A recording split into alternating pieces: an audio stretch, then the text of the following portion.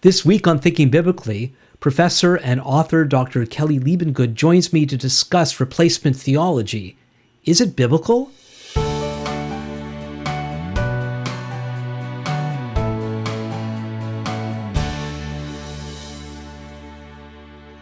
Welcome to Thinking Biblically. My name is Alan Gilman. Thinking Biblically is a podcast dedicated to exploring how all of Scripture speaks to all of life. Well, I took most of the summer off, except for the podcast I did a few weeks ago on human trafficking. Really think you should check that one out if you haven't as yet. Some time ago, my son Daniel, who has been studying in England, brought to my attention professor and author Dr. Kelly Liebengood, who has been working on the topic of supersessionism. It's also called replacement theology. And it's such a major issue, and I thought it'd be great if we could have a conversation, and Kelly was willing to do that. And so looking forward to presenting that to you. But before I do that, please remember, if you haven't done so already, to like and share and subscribe, especially subscribe. If you haven't done that yet, it doesn't cost anything. You just press that subscribe button and also hit the notification bell so that you will hear of new podcasts as they are posted. This really would help in getting this podcast more out there. So please do that. And thanks to those who are already subscribed. So here is my interview with Dr. Kelly Liebengood. It's my pleasure to introduce Dr. Kelly Liebengood. Kelly's a professor of biblical studies and theology at LeTourneau University in Longview, Texas, where he also serves as dean of the School of Theology and Vocation. His research interests ultimately revolve around community formation, exploring how the New Testament enables us to better understand the process, postures, practices, and problems of becoming a people that is faithfully attentive to what God is up to in and through us. This leads him to explore such topics as the use of the Old Testament and the New Testament, narrative dynamics in the New Testament, and the relationship between Israel and the church. Dr. Liebengood is the co-editor, along with Bruce Longenecker, of Engaging Economics, New Testament Scenarios, and Early Christian Reception. It's published by Erdman's. And the author of The Eschatology of 1 Peter, Considering the Influence of Zechariah 9 through 14, published by Cambridge University Press. He's currently finishing up 2 writing projects, reading 1 Peter after supersessionism and understanding Christian vocation in a technological age. At LeTourneau University, Dr. Liebengood teaches courses on Romans, life and teachings of Paul, the life and witness of Peter, the general epistles, the book of Revelation, community formation, New Testament, Greek, biblical theology for the Christian life, biblical literature, and leads academic trips to Israel, Turkey, and Greece. Dr. Liebengood was the founding pastor of One Hope Presbyterian Church in Longview, Texas, where he served until 2022, but continues there as an elder. He's married to Marietta, whom he met in Chile as a missionary. Together, they have served as missionaries in Costa Rica and Scotland. They have 4 children. Well, thank you, Kelly, for joining me. Thanks, Alan, for having me on. I'm really excited for this conversation and appreciate your hospitality. Oh, you're most welcome. Before we delve into the subject at hand, it didn't take too much expert investigation for me to discover that being a professor and theologian was not your first career choice. Could you explain? Well, gosh, that's interesting. Maybe you're referring. I don't know. It could have been. I had a number of false careers. My investigations did not uncover that. But I mean, this might be your opportunity to tell all. Yeah, so I really thought I was going to be a professional football player. That was my hope, anyway. That was the one I found. Okay, yeah. So I was, I played football in college at San Jose State, and had a really good first couple of years, and then had a pretty devastating injury that tore my pelvis, basically, and that terminated my career, but it also brought me to the Lord. So I'm super grateful for that. So, yeah. I'm sure that's a big story right there. Can you summarize it? Is that possible? Um, yeah, when your gods disappoint you, you try to find meaning in other ways. And the God of football disappointed me immensely. And God used that to show me that, you know, I needed to find life somewhere else. And so it was through a number of disappointments in football, with injuries, even the highs in football. I remember I played my best game ever was against Miami in the Orange Bowl, and I remember after the game on the 50-yard line, shaking hands with Gino Torretta and feeling like, wow, this is this what life's all about? If it is, this is pretty empty. And so it was those moments and the disappointments that really made me want to find something more permanent and more fulfilling.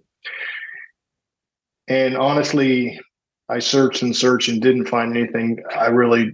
God found me. And I mean, it was really quite remarkable. I was woke up from a New Year's Eve bash and was going to my car, and God just said, "You're mine." And that was the beginning of a journey. I went home. I got a Bible from my grandma, who was not a believer. And I don't know why she gave me a Bible, because I was not a believer and no one in my family was. And but for some reason, she felt like I needed a Bible. And I did the old, okay, God, tell me what I need to know. Opened it up, and it was Romans 12:2. And it just jumped out at me. Do not be conformed to this world, but be transformed by the renewing of your mind, so that you may know what God's will is. Did you have any kind of church background or anything? Zero. Zero. Never. I'd never been to church. And that verse spoke to you. It's so conceptually loaded. Oh, well, first of all, I was thinking, what do the Romans have to do with Jesus? Because it comes out of Book of Romans. I did have struggle. I like trying to understand the word conformed. I didn't exactly know what that meant, but for some reason I knew that my life was conformed. I kind of knew, just like, yeah, that's my whole problem. I've been looking around at beer commercials and everything else to try to figure out how to live life. And oh my gosh, what I have to do is read this Bible and understand it so that I can be transformed and know what God's will is. And it was crystal clear to me. And I feel like in many ways, I am still trying to live that moment out, be faithful to that moment, that call, that original call. I'm still trying to live out. I'm still trying to learn what it means to not be conformed to this world. I'm still trying to renew my mind, with the goal of being transformed and ultimately knowing and doing God's will. Nothing has changed.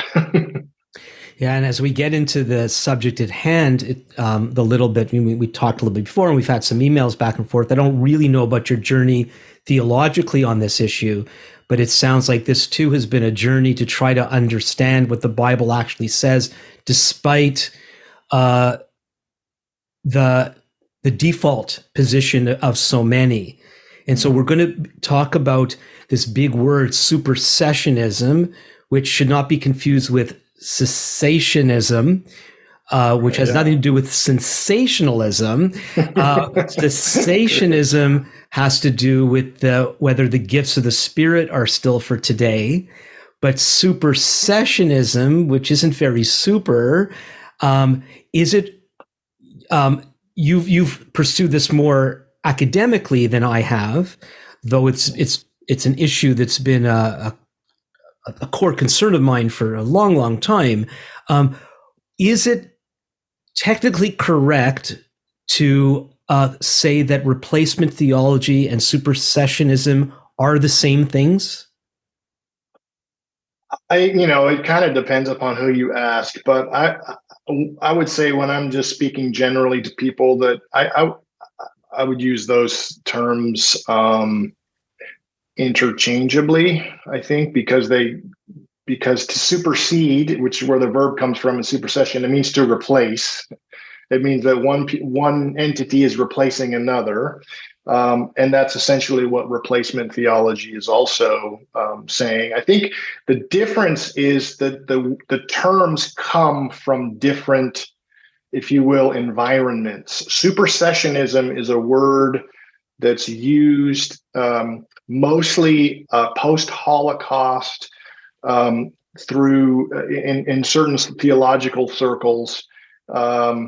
Whereas replacement theology is usually the term that dispensationalists use to talk about covenant theology. So, they have different kind of origins, but they are essentially, I think, getting at the same thing. In a bit of a roundabout way, I think you just answered a question of mine. So this concept called, the calling of the concept, I should say, as supersessionism, is superseding one entity with another entity. Did this come up as a reaction to a default theological position, as opposed to believers, theologians through the century speaking about it that way? Do you get what I'm trying to say? Right. Because my theory is this has been the default position of most Christians through most of church history. And we'll get to a definition in a second. Exactly. No, without question, supersessionism is the predominant way in which Christians have read the scriptures, and particularly the New Testament, but also how the Old and the New fit together since the middle of the second century, 150 at least. And that tradition has carried on to today. But it really, I'm not enough of a scholar in this area to know exactly kind of when the word supersessionism emerged. I do think, I do know that it's actually particularly an English word. So, for example, just yesterday, I'm in Spain right now. I was talking to some faculty in the University of Deusto here in Bilbao, and I used the words supersessionismo, assuming that it's just Latin, you just go, sure, it's the same word. And they did not know what I was talking about until I had to describe it. And then they said, oh, what you mean is superación. So they have a different word. So I think the English word actually it's more of it comes out of the English speaking world. And it's in some ways, I would say, this is actually Kendall Sullen, who's a scholar in this, would say that it's actually has a little bit of a negative connotation. So it's used when you're trying to critique that particular view. So it's not an insider language. In other words, it's not as though people who read the Bible with a supersessionist framework refer to themselves that way. It's more of somebody who's on the outside looking in, saying, this is you who are reading this Bible in a particular way, you're doing it in a supersessionist posture. Yeah, I do find that fascinating. It actually makes a lot of sense because this viewpoint seems to be like the air the biblical interpreters have been breathing for a long, long time. Yes. Yes. And I know then some people would say, well, if that's the way it is and it goes back to 150, then of course it must be right and that sort of thing. And we'll get there. Yep. But why don't you give us a definition? What is it that supersessionism or replacement theology is? Yeah, I think I'd want to say that at a most basic level, supersessionism is a belief or a theological claim that the people of God, the people of Israel or Jews or Judaism, we might say, has been replaced by the church, and such that the divine purposes and the divine presence are now found not within Israel, but in the church, and that God is doing his work through the church. So another way to say it is that all the Old the promises that were made to Israel in the Old Testament and the covenants that were made to Israel have now been transferred over and given to the church. And so that's one way to talk about supersessionism. But I think it's really important. I think we lose something if we only stop there, because I really think that supersessionism is more than a doctrine.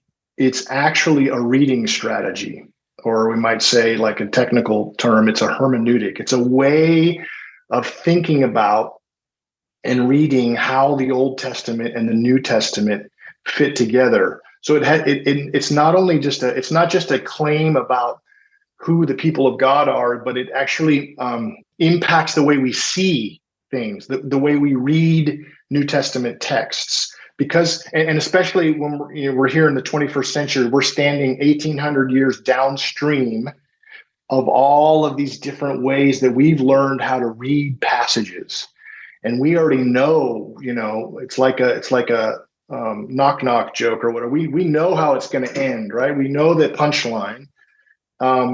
So when we see, for example, Jesus having a beef with some Pharisees or with a Sadducee or a scribe or a priest, we know that because of this hermeneutic that we've received, because of this belief that's really a way of seeing, we know that Jesus is actually, in critiquing the Pharisees, he is actually demolishing Judaism and trying to eradicate it. So it has that kind of an impact, and it really has it shapes the way we think about, well, what is the Old Testament and how does it relate to me in all kinds of ways, which if you want, we can go into at some point. I mean, yeah, let me just, if I can interrupt for a second, yeah. Just to clarify. So I would say that what people think he's dismantling is he's dismantling Israel as the people of God. Yes. Judaism, that's a whole other, like, whether there was a Judaism, some people say there were Judaisms, but even talking about Judaism is like a later, Judaism as a religion, and even thinking about religion in the way we think about religion, probably that's not the way first century people thought, right? Absolutely. Yeah. No, yeah. So I agree. There's this idea, and correct me if I'm wrong. So you have God spent all this time dealing with an entity, the people of Israel, the physical descendants of Abraham, Isaac, and Jacob. And that's the whole context of not only what we call Old Testament, not only the Hebrew Bible, but into the Gospels.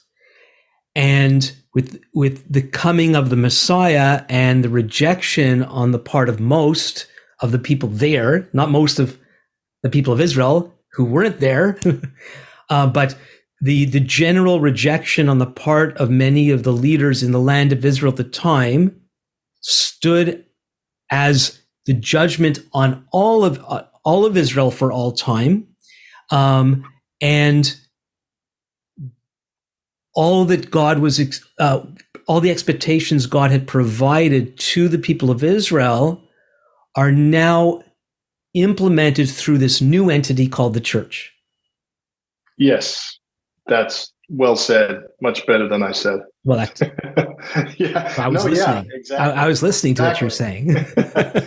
No, that's exactly right. And what's interesting is proof that that God has rejected the people of God, Israel, and has transferred, has kind of moved to a new people. He's kind of given these promises to these predominantly Gentiles, the church.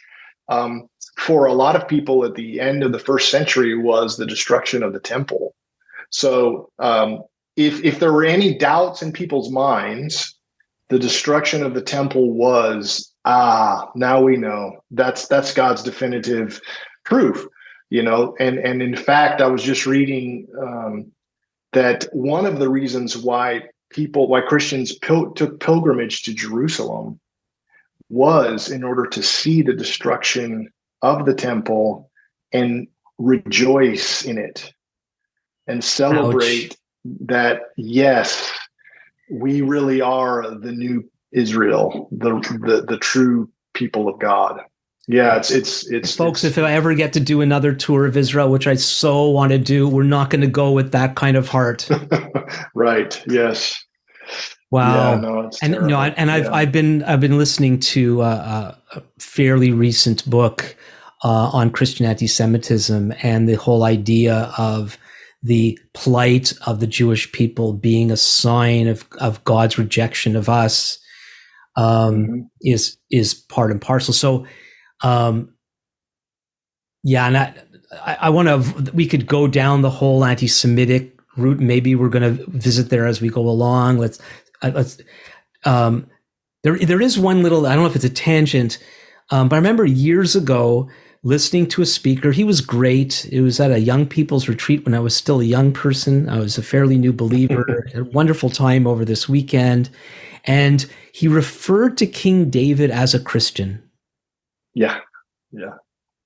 And like that's beyond replacement theology, isn't it? Isn't that taking it even further to then read in this replacing Israel with the church and then working backwards and saying, and I was actually took a course that is at a renowned post-secondary institution years ago, and the professor, and we had some conflicts, me and him, but there's this whole thing about the church in the wilderness. I don't know if you're familiar with that and how that's used. That so there was Israel, but actually it really wasn't Israel. Israel's almost like this cocoon, outward thing that really didn't matter that much because there was this core inside, and that was like the embryonic church that came to birth at Shavuot, the day of Pentecost in Acts 2.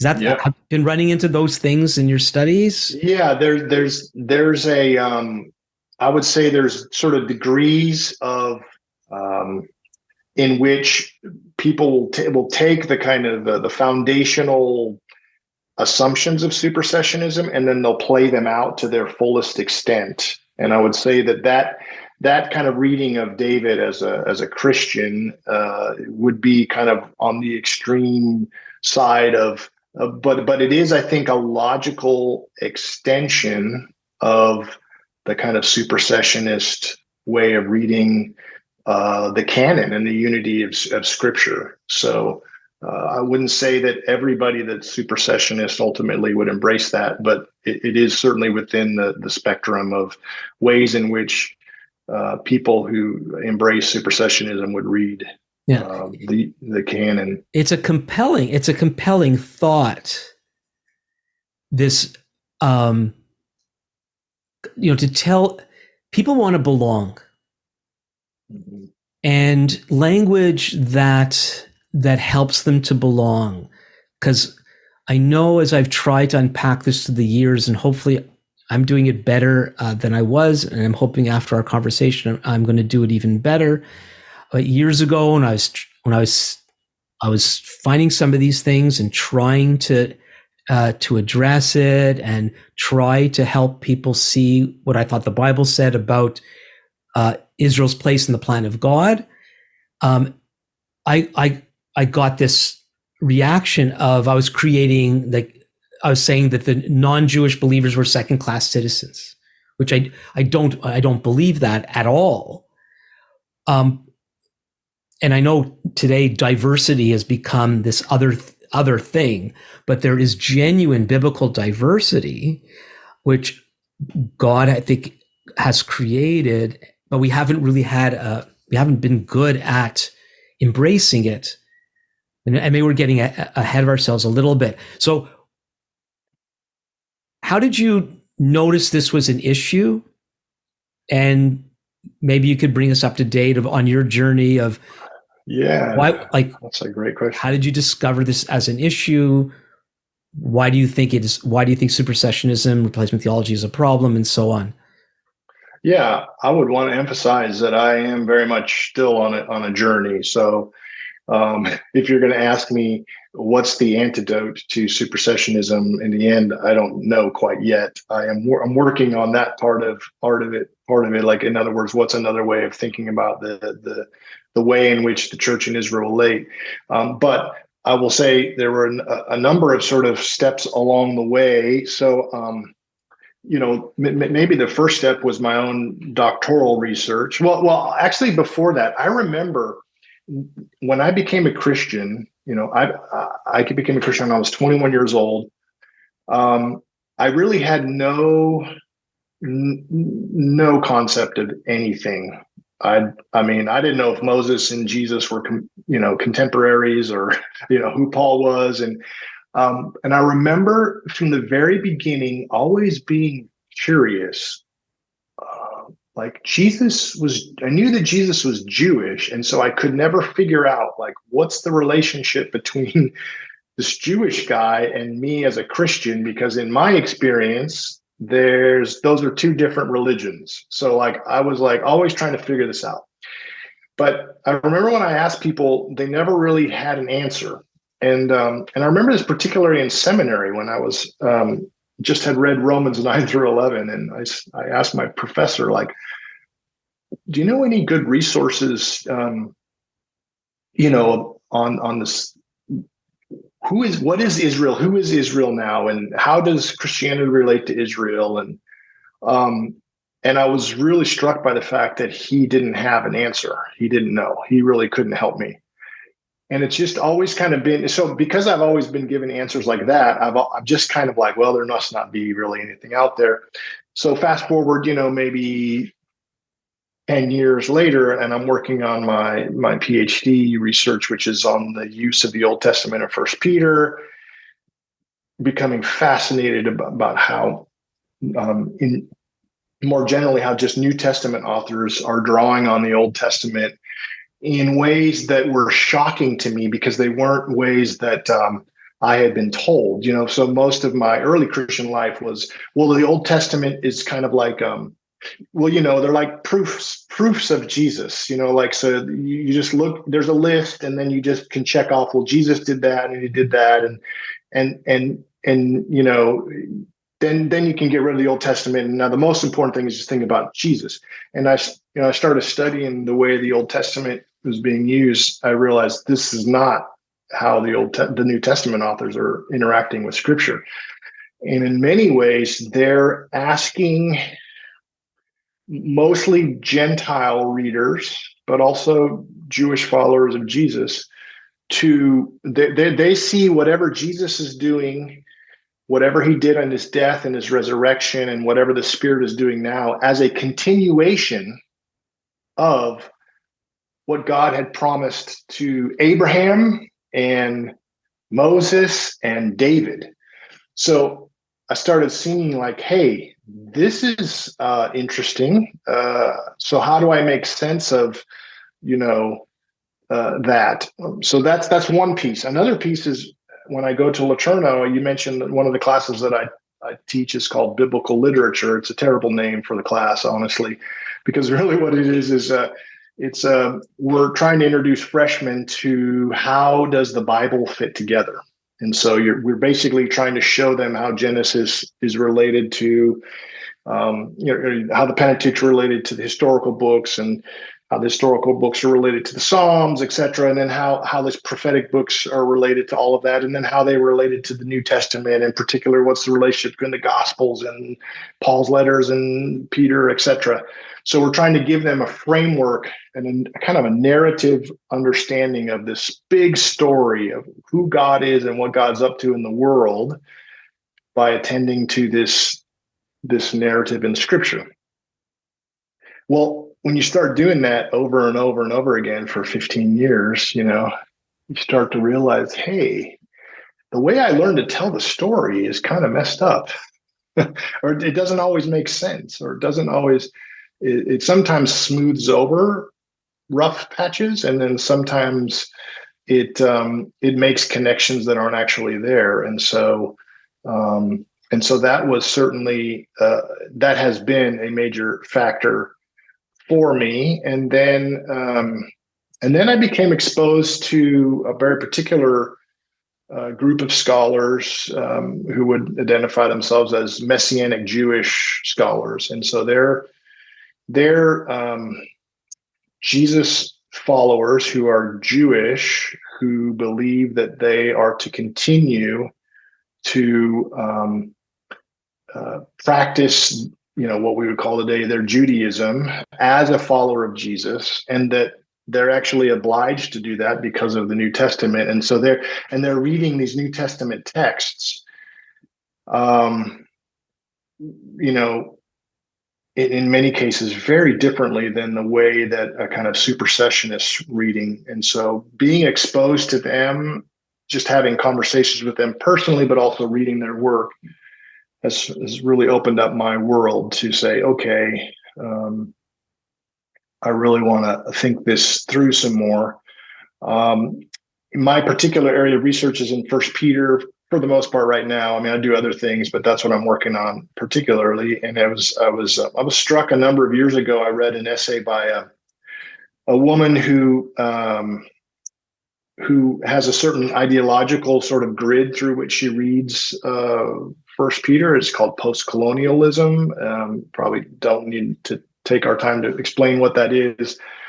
But what she wrote an essay in which she said, she's like, you know what? People have been overlooking First Peter for too long. Have you ever paid attention to the fact that it seems like what Peter is doing is taking all of Israel's heritage, all of Israel's privileges, all of Israel's blessings and prerogatives, ripping them away from the people of Israel, and then just giving them to Gentiles? And she says, this should be troubling. She said, this is the winning strategy to help a marginalized people is robbing from one people and giving it to another. And so I certainly don't hold to her sort of ideological grid through which she reads that, but it was a jarring sort of like essay that made me think, yeah, well, what is going on there? And how do I make sense with that? So I think those are some stops along the way in my journey. And so the book that I'm working on right now on First Peter is trying to make sense of what I call the identity formation strategy of First Peter, which is deeply dependent upon Israel's scripture, Israel's privileges and prerogatives. You are a holy people, a royal priesthood. You are a spiritual house, offering spiritual sacrifices to God. You once were not a people, but you're now a people. All those things, all those are quotes by the way, from the Old Testament. So how do we make sense of that? Is that replacement theology? Is that supersessionism? Or is there another way of making sense of what Peter's doing? And so I'm kind of on that journey. Interesting. So I would, without reading that article, and that's a disclaimer, I haven't read this article from that person, but I would agree that is what the church has done, generally speaking, with the promises of God to Israel throughout the whole Bible.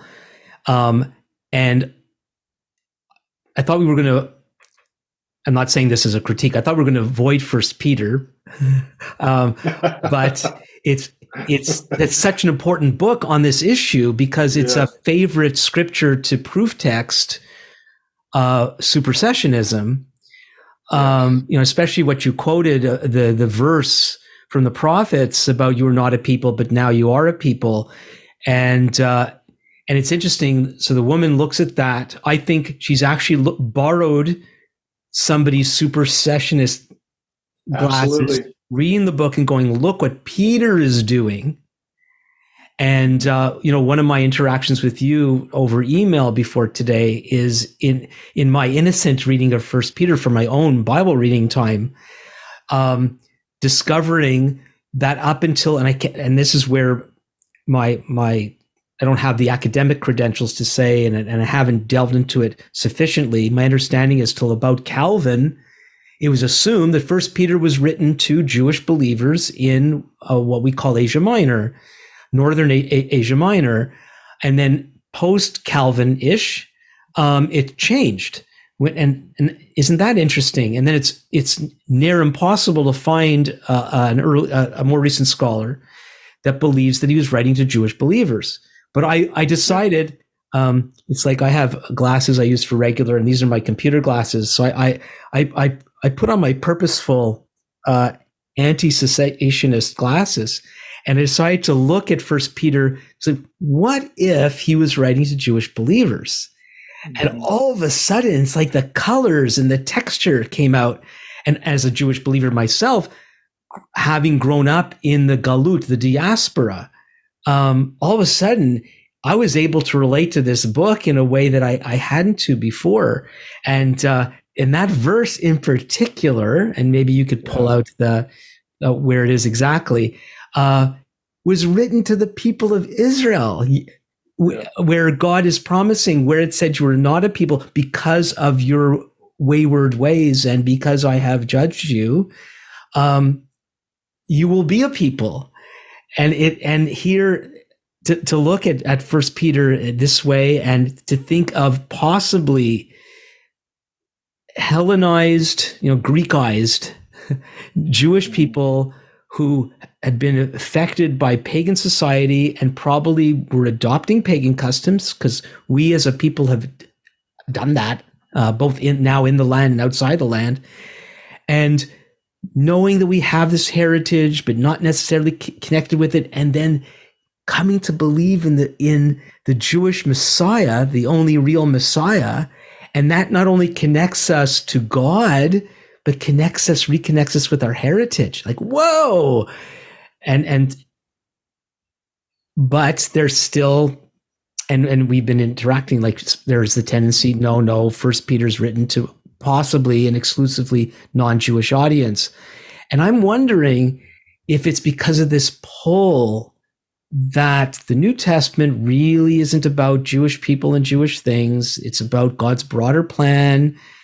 And I think people don't get Romans 11 and the Paul's image, the genius image of the olive tree.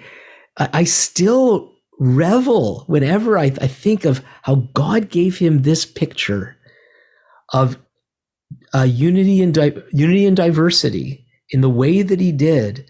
Anyway, I'm talking more than I wanted to. No, that's great. Yeah. Back to you. What do you think? Well, yeah, I think a lot of thoughts. I do think for about 10 years, I tried to argue for a Jewish audience as well, for many of the reasons that you have said.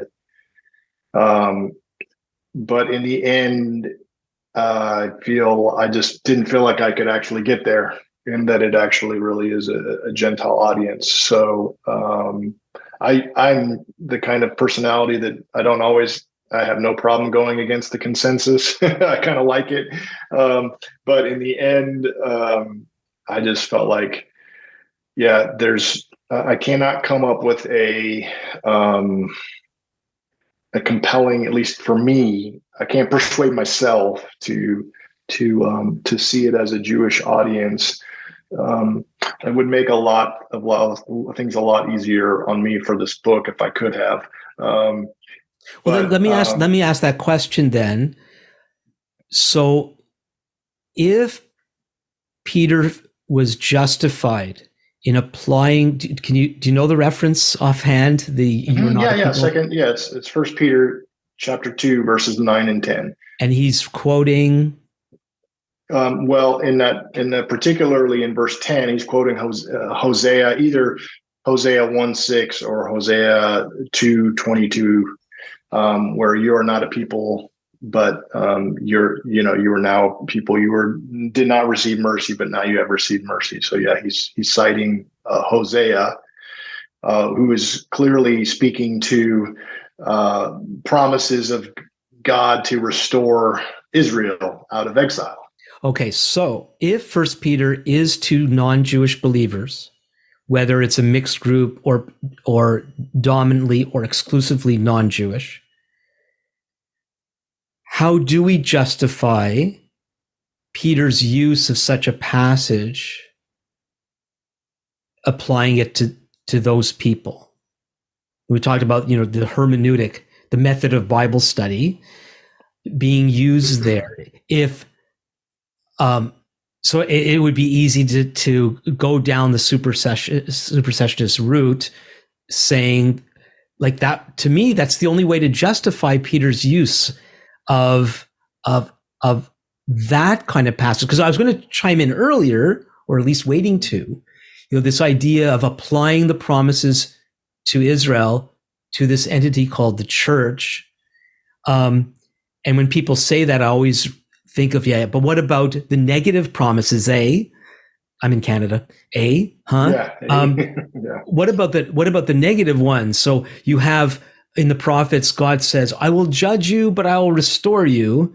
And then later theologians come along and say, that restoration bit, that's us, the church, and Israel gets to keep the judgment. Like goody. Like what kind of hermeneutic is that actually? Right. And before we get there, I don't know where you're at with all of things, but this is not about about dispensationalism, which I believe has its own set of problems, because in dispensationalism, you have two people of God, and that's how they reckon with what they think the Old Testament is saying concerning promises to Israel that have not yet been fulfilled. I think it's way more holistic than all that.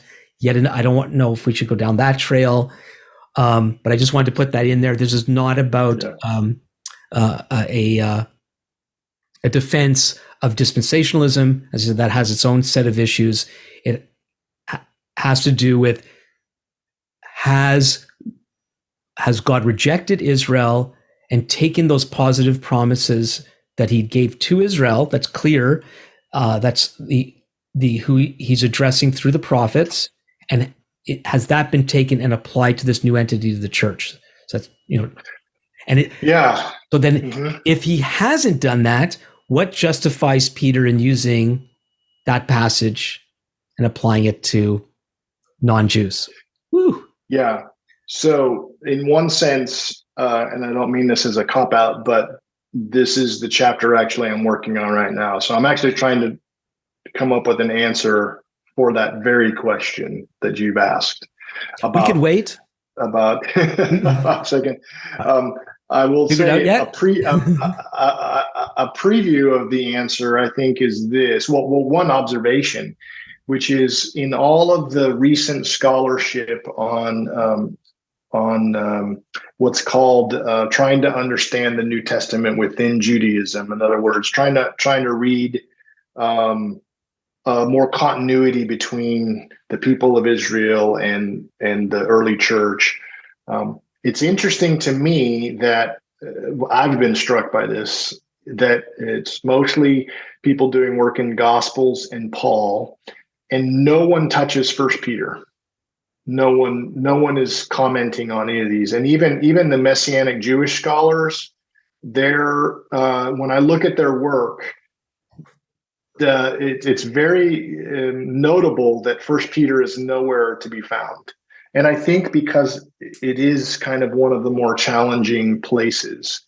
But I guess my short answer. By the way, I reached out to a fairly renowned Messianic Jewish scholar to ask him about the audience of First Peter. Yeah. And he referred me to you. Oh, all right. Yeah. Who was that? It's not that I don't need to hide this person, but I don't think it's necessarily appropriate. I don't know what his stand is, and I'm going to pursue further, and I'll get him to watch this. And so it's interesting that you would say that they're not touching First Peter. I didn't know, but I guess I knew why. Well, I guess by saying that, I don't mean to even insinuate that they don't do it because it's hard. I think they don't do it because, frankly, First Peter is just ignored in everything. So I actually don't think people are like, oh, I'm afraid to go to First Peter. I just think it's pretty common within my corner of the world. Like nobody gives First and Second Peter much attention at all. And But it Wow. is kind of strange when you're looking in an index and you're like, oh, well, First Peter is nowhere to be found. Huh. Well, let me. But I have also talked with Messianic Jewish scholars who all of them are like, well, yeah, I just read First Peter as written to Gentiles. No question about that. Wow. Wow. Well, Yeah. okay. And if you don't know, you don't know, and there's no shame in that. And I so appreciated all going back to the beginning with talking about Romans 12 and the need to keep on learning, which Mhm. try to encourage everyone to do that. Like, I got to teach a course in a small Bible school in Alberta back at near the end of winter, which Alberta was still very much winter, and I got this impression that the students thought I was teaching minor prophets, who are not very minor, that I was trying to give them tools to prepare them for life. And I think they thought I was going to teach them minor prophets like some level of math so that they can go do the next level of math. And Yes. sadly, I think a lot of people approach the Bible that way when actually it should be lifelong learning. And I appreciate, here you are, a professor, you're writing books and all the rest. And you, as we all are, still in process. Something I haven't looked this up, so maybe you know. Paul says that Peter is the apostle, Hebrew, the shaliach, the emissary to the Jews, as opposed to Paul, the emissary apostle to the Gentiles. Yep. Mm-hmm. Is that ignored in terms of First Peter? No, don't think so, because actually, if you read, so that's one statement in Galatians. But when you look at the canon, actually, and you look at, for example, Peter in the book of Acts, I would argue Peter is our first missionary, not Paul. I mean, even in his presentation in Acts, he's the one that's going out. I mean, who's the first Gentile convert, right? According to Acts, it's Cornelius. Yeah, but it is anachronistic, right? To call him a missionary, because even the Pharisees understood that there was a place to bring the truth of God out into the world. Yes. And then the synagogues in the first century acted, I would guess was accidental, that non-Jews began to attend these synagogues, and the ones that didn't, in our language, they didn't convert to Judaism. Many of those ones were known as God-fearers. And so there was this understanding of Israel being a blessing to the nations. That was there, and it still exists even among very Orthodox Jewish people. They understand this sort of thing. And so the controversy of Peter going to Cornelius's house. Cornelius was a God-fearer. It's possible they even ate kosher there, which we don't know for sure. But he had affinity towards the religion of Israel. The God of Israel. Right. Yeah. The controversy from the beginning that ends up being resolved to I think, a sufficient level in Acts 15 is how in can the non-Jews be in this thing, right? And do they have to become fully Jewish members of the people of Israel in order to be part of this multinational family of God? But the idea of talking to non-Jews about the reality of God, that wasn't completely novel. It was how far in were these people going to be? Right. And I was actually just saying that to be a little cheeky, because most people think that Paul was the kind of originator within Christianity. I know that's anachronistic, but within the kind of early Jesus movement, that Paul was kind of the first person. But actually, absolutely not even close, right? Right, exactly. Yeah. And so so you have Peter going to Cornelius. You have mention of Peter at Corinth, where Paul's talking about, I am of Apollos, I am of Cephas. So clearly, it seems that Peter has some connection with a Gentile church in Corinth. And then in the narrative of Acts 11 and 12, and then carried on in Acts 15, I mean, in many ways, Peter is the kind of, you could almost say the apostle who's standing up for Gentiles and their full inclusion in the people of God. So saying all of that, you have the one mention of Paul in Galatians where he's the apostle to the Gentiles, but then you have this narrative of Peter that's a little more robust and comprehensive than just ministering to Jews. And so I think if you kind of take that larger view, and it's First Peter certainly fits within kind of the snippets that we get of who Peter is in other places in the canon. Want to hear my or? Sure, yeah, absolutely. Or he really is the apostle to the Jews. And so then when he stands up for Paul's perspective in Acts 15, it comes with additional import. Like, this is Peter, his mission, a particular mission is focused, not exclusively. The fact that he is the one that goes to Cornelius becomes, well, if Peter goes, because Paul, even though I don't think he was a Hellenized Jewish person, he was raised in the diaspora. Peter was a fisherman in Galilee, Galilee has its own issues. But still, he's far more a person of the land than Paul was. And so Paul is carrying this, he's a real amazing bridge to the non-Jewish world. Peter naturally is not that. Peter is a Jewish guy of the land, and yet he's standing up for what God is seeking to do unto the Gentiles. And you mentioned Corinth, and I guess I have my work cut out for me. So here's an assumption that Corinth is a Gentile church, and yet it's the only place I can find where Paul uses this terminology, Messiah, our Passover, was slain for us. And he's talking about their abuse of what people call the Lord's table, the Eucharist, the communion, whatever it actually was, and however they thought about it in those early days. But without explanation, right? He refers to, he does a Passover reference, which is totally appropriate for their remembrance ritual, right? Without explanation. And so again, either they were made up of God-fearers, but if they were made up of God-fearers, that means they were oriented by the local synagogue. It was such to use modern parlance, a Judaic environment that they were in.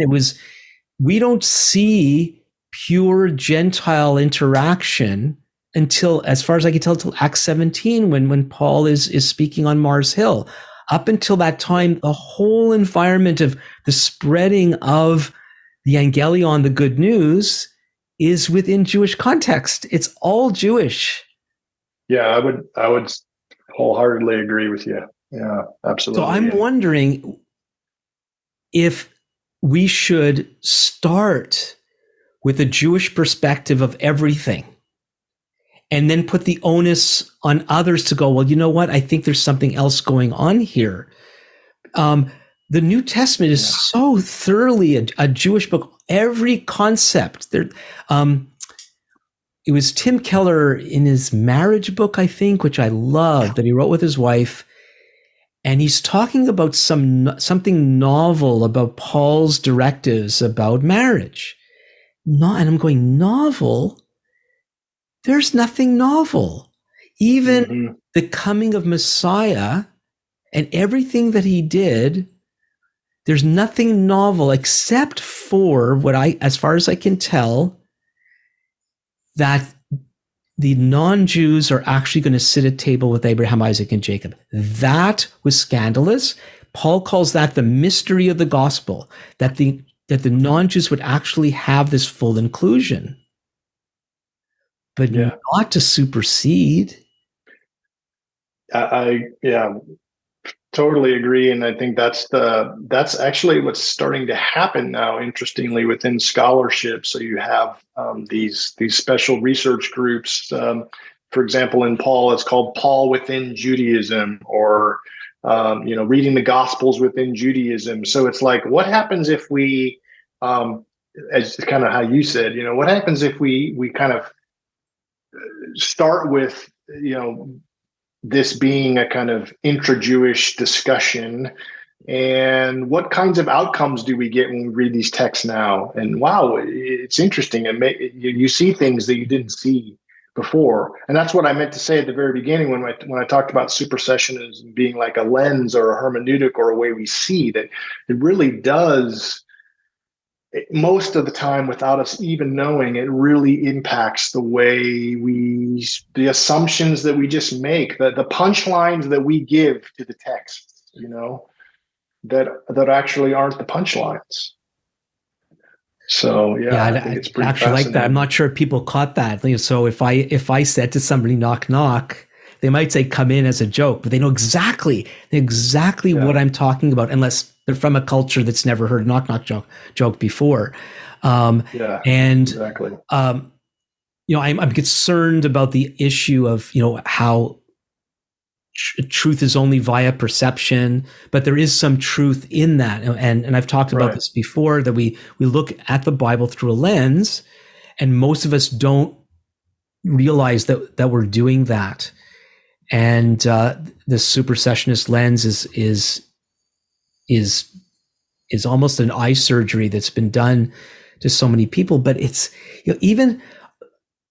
I was in a Regent College seminar with some Aramaic expert on John, and John is often so viewed as so anti-Jewish, which it's not. And I remember hearing for the first time, this is many years ago, how he believed that how much Aramaic was behind John's Greek. In fact, I would go further back and say Hebrew, because he uses the Greek word kai all the way through the book. And that's not Greek. That's Hebrew. It's and, if we do it literally. And but of course, he was another Galilean Jewish fisherman. And his Greek would be saturated with a Jewish lens, a first century Jewish lens, not a Greek one. And yet the New Testament has been understood through a Greek lens, often a Greek philosophical lens. And I don't think it's appropriate. Yeah, no, I agree. Yeah, I do think there's a growing awareness of that, at least kind of at the scholarly level, which is starting to get down to then the seminaries and the training of pastors, and will hopefully kind of work its way into the pulpit and in Sunday schools and things like that. It'll take a while. I do think there's definitely a growing awareness of a kind of that layer that we've been missing, for sure. Well, I hope we have a lot of work. Yeah, and I hope it takes us deeper and deeper into the actual text, rather than to another perspective. Because one of the ways the pendulum swings the other way with anything to do with a Judaic view of the gospel is then it leans towards this other kind of two people of God theory, where we Jewish people, we're fine without our Messiah. And then again, that's what a horrible representation of Scripture. The fact is that where the church has been right is that Yeshua, Jesus, is the long-awaited Jewish Messiah for all people. Yeah. But I believe, and it sounds like you're coming down this route, is that seeing him through what I think is a biblical lens, that it's not really a Jewish lens, it's a biblical lens, is going to help us get to the text and understand God better. Yeah, I think, I often in my more challenging days of research think, why in the heck am I doing this? What have I gotten myself into? And I often come back to this kind of basic point, like kind of why does this matter? Apart from just trying to be faithful to Scripture, but even bigger than that, as important as that is, the the fact of the matter is that the most fundamental question we have to ask is, which God are we worshiping, listening to, following, etc.? And when you read the Bible, you can't get away from the fact that the one true God has actually decided that he is going to tell the whole world about who he is, what he's like, and what he wants, and what he's up to in the world by identifying himself with the people of Israel and taking on the name of the God of Israel and making a promise to Abraham. And then through Abraham to Jesus, making himself known and working through those promises. So I think, to me, it comes down to because God has identified himself to us as the God of Israel, we have to take that seriously in order to understand everything else. So when we want to talk about what's creation for, what went wrong, how does God fix it, what is sin, all of those things, what is the life that we're now called to live, we can't understand that apart from understanding the God of Israel. Now, the fact of the matter is that for a lot of the church, we have tried to give explanations to those kinds of questions without reference to God being the God of Israel. And so I think that there is going to be a lot of fresh, and I don't want to say, like, it's not like, oh, we've been in the dark ages for 1800 years, but I do think as we kind of go back to and embrace God as the God of Israel and the implications of that for understanding who Jesus is and who the people of God are even today, I think we're going to be, there's going to be new depth and new layers of to what we believe and what we know to be true, that it's going to be I don't know, 3D. What's bigger than 3D? I don't know, 4K or whatever. It's going to be just full color. And so I think it's a really important question, these kinds of things we're wrestling with, because trying to think in a kind of non-supersessionist way, I think actually helps us connect more to who God is actually and what God is up to in the world. Yeah, so as you know, for many Bible-believing Christians, the personal connection with God is so important, and God's faithfulness to us, and our, and all the relational dynamics of knowing God. But if in our approach to Scripture, we read of a God who identifies and commits himself to a people and then rejects them, what does that mean for the rest of us? Now I'm part of this complex community as a Jewish follower of Yeshua, but to reconnect people with an understanding that God made an unconditional promise to Abraham, Isaac, and Jacob, and that how he even used the rejection of Messiah to bring blessing to the nations. Paul talks about all this in Romans 11. He uses us because of us, in spite of us. That is the people of Israel, and So we're actually, when a non-Jewish person comes to believe in a relationship with the God of Israel through the Jewish Messiah, he's coming to know a God who's faithful to his people. Yeah. And so that, the idea, and I don't know what this is done subconsciously. So God makes a promise through Ezekiel of giving you rebellious ones who I'm sending you into exile. I'm going to give you a new heart. I'm going to restore you to myself. Jeremiah, where everything is collapsing all around, and he's telling the people to surrender to the Babylonians, but he's going to take his Torah, his word, and put it in the hearts of the people of Israel and Judah, he says.